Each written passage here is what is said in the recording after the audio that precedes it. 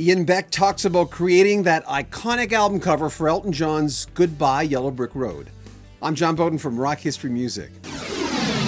It was released on October 5th, 1973. Elton John's first double album. The second was Blue Moves in 1976. It's arguably Elton John's best album. It's also his biggest selling, with sales of 8 million just in the US and over 30 million worldwide. It's also the album that had those two top 10 hits, Saturday Night's All Right for Fighting and the title song, and not to mention the number one song, Bennie and the Jets. Candle in the Wind was on Goodbye Yellow Brick Road, and of course, that 1-2 punch starting off the album. I mean, I remember everyone would talk about, listening to the beginning of Goodbye Yellow Brick Road and going, what the heck's going on? This creepy, ominous Funeral for a Friend would start the album, going right into Love Lies Bleeding. Classic to this day. The graphics on the project just added to that sense of nostalgia, mystery, and discovery. David Larkham, Michael Ross, and David Scutt did the inside cover illustrations. But the man who did this, the front cover of Goodbye Yellow Brick Road, is our special guest, Ian Beck. Goodbye Yellow Brick Road was the second album I ever bought. I was 14 years old. I have to tell you, I would sometimes think about who you were because I was so intrigued by what you did, and the fact that a good piece should draw the subject in, right? Yeah. Imagine all kinds of things with this, and I know they gave you direction. How did this start? I know it was based on another album cover. Well, I'd already done a cover for a man called Jonathan Kelly, an Irish singer-songwriter, delightful man. And his management, through a cover designer called John Kosh, who's now in America and is a big album cover designer. I mean, he's one of the kings of album cover design. He was asked to design the cover, and he asked me to illustrate it. And we came up with this concept. The title of the album was Wait Till They Change the Backdrop, which he wanted an image of an industrial landscape being lifted up, revealing a country landscape behind. And I had these little girls on a stage. The whole thing was done, and the album came out. And about 6 months later, I got a call to go up to Rocket Records in Frith Street in London. And they said they liked this cover they'd seen, and they wanted to use it for Elton's next album. And I thought, this is very odd. You can't use a cover that's been used for somebody else. You couldn't use the same image. It would be very strange. So we discussed coming up with a similar themed image. And I went away and did some rough designs, and that's how that started. So I came up with the idea of him, the title. I heard the tracks, of course, they played me the tapes, which was a very interesting experience, sitting in an office and hearing those songs, which were then unknown. So that was interesting in itself. Did they play them in order, or were the order of the songs even decided at that point? Because, of course, it starts with Love Lies Bleeding, Funeral for a Friend. I honestly don't remember. Okay. I honestly don't remember which order they played them in. Probably only played them through once, or some of them. And I got the notion of this sort of Hollywood link, the Marilyn Monroe connection, so on. So, and at that time, 1973, there were no such things as videos. You couldn't watch old movies unless you actually went to a cinema to see them, or they're on TV. And at the similar time, I'd been to the cinema in Notting Hill Gate and seen Casablanca on the big screen, the Humphrey Bogart movie.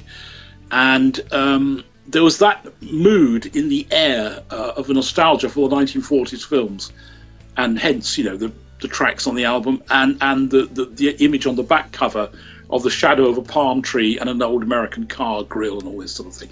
But on the gatefold sleeve, you won't get that on the CD, I don't think, unless it is on the back. Anyway, that was how it began from that. But I had a very short time to come up with a solution to it.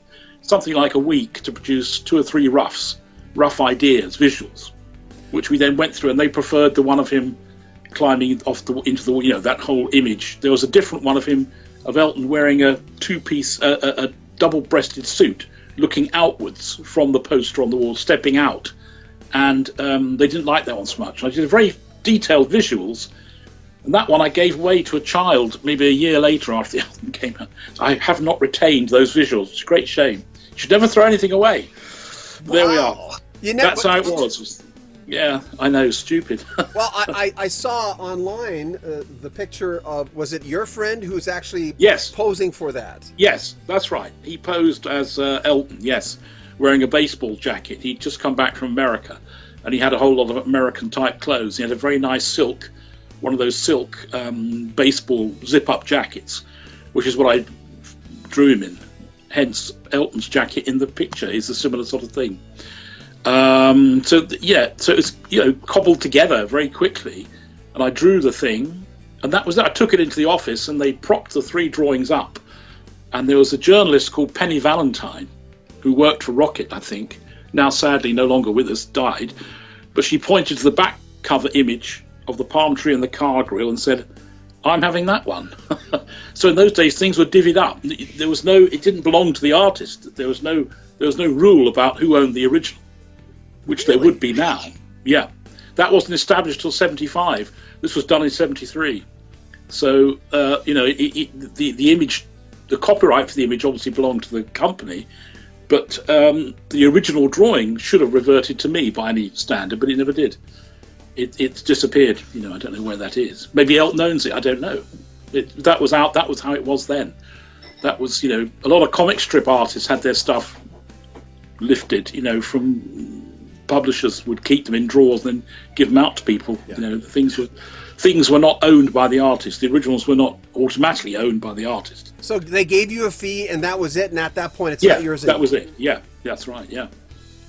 So I don't get anything for all that merchandising. It's very, very annoying. All those phone cases and stuff that are around, and T-shirts and everything. But still, that's how it was. That's how it is. The other side of it is it's a really nice piece of notoriety, and I know that you are, because I've researched you quite a bit, you are more than just this, by a long shot. Oh, yeah. No, I've done a lot of other stuff too. That's true, yes.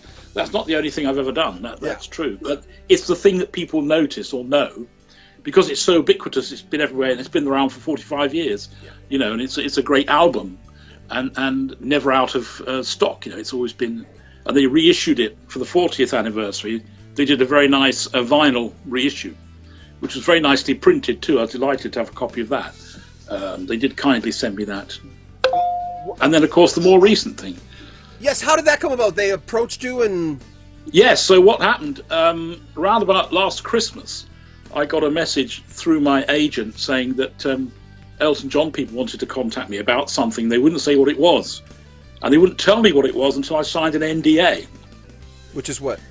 Non-disclosure agreement. So at that time, no one knew there was going to be a 3-year world tour. It was not announced.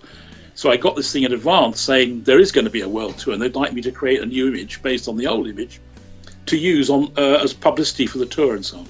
But obviously I couldn't mention it to anyone or say anything about it, because they were going to announce the tour slightly later on, which of course they did. And once the tour started, then I could show my image on social media and so on. But up to that point, I had to keep it under wraps, really, until it was seen properly on the program. Did they give you direction on? Did they just say, "Well, we want Elton as he is now"? What'd they say? What they said was they'd had some photographs taken of Elton wearing an outfit which he was going to wear on the tour, and had to draw that outfit, which is the Gucci suit with the lettering on the back and the sparkles and so on. And they sent me images of that, and I worked from that. So that's what I had to match up to. And I decided that because the jacket, the outfit is wearing very dark blue, shiny dark blue. And I said, I think the sky should be putting that image on the old sky, it would be too silhouetted, too dark. We needed to have a darker background. So I made the evening sky with a moon. Because it's the twilight of the career, it's the end of the touring career, it seemed appropriate, and they went for that idea. They liked that idea. So I produced several roughs and images for the designers to look at and the publicity people to choose from. So, we worked out something, and then I went ahead and did it. And there are 2 or 3 other drawings as well. There's a drawing of the same landscape as appears on the program without Elton, just a blank sky and yellow brick road. And there's also a huge road of just yellow bricks that I painted as well, flat on bricks, which will be used at some point for poster. I don't know what they're going to be used for. Yeah. Goodbye Yellow Brick Road also featured the classic Elton John band of Davy Johnstone on guitar, drummer Nigel Olsson, Dee Murray on bass. He died in 1992. Lyricist Bernie Taupin, of course, who had been with Elton John since the beginning, and Elton's super producer of the 70s. He worked with him after that, but man, they chugged out a lot of hits in the 70s. Gus Dudgeon, who died in 2002. We'll have more from our conversation with Ian Beck. This is a 4-parter where we talk about, there's some interesting, surprising things about him and Elton coming up in future episodes. We're going to find out how he comes up with this stuff. Also, band covers that he passed on, and a lot more coming up next week. Oh, and Ian Beck's also an author. We'll talk about that in the coming weeks. I'm John Beaudin. Make sure you comment on our videos, subscribe to our channel, and share our videos. This is Rock History Music.